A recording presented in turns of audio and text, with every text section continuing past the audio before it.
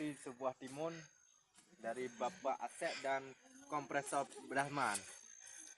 Mulai hari ini kami akan mengecek langsung ke lapangan.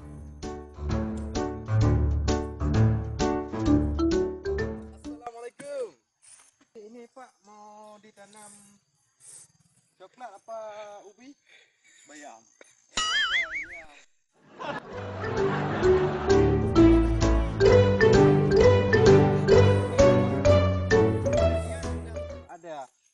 Ada juga coklat. Coklat banyak. Cuma coklatnya sudah tidak tidak banyak buah lagi. Sudah banyak yang dipotong kemarin.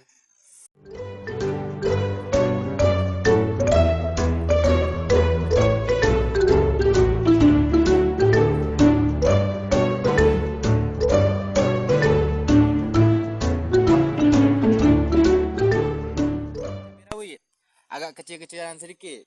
Cuma itu cabai besar, panjang-panjang ya. Cabai hijau lah. Nah, ini yang sudah ditanam nih. Nah, ini harus dipagar karena di sini banyak kambing kan. Harus dipagar segininya. Ya maklumlah, ini kami.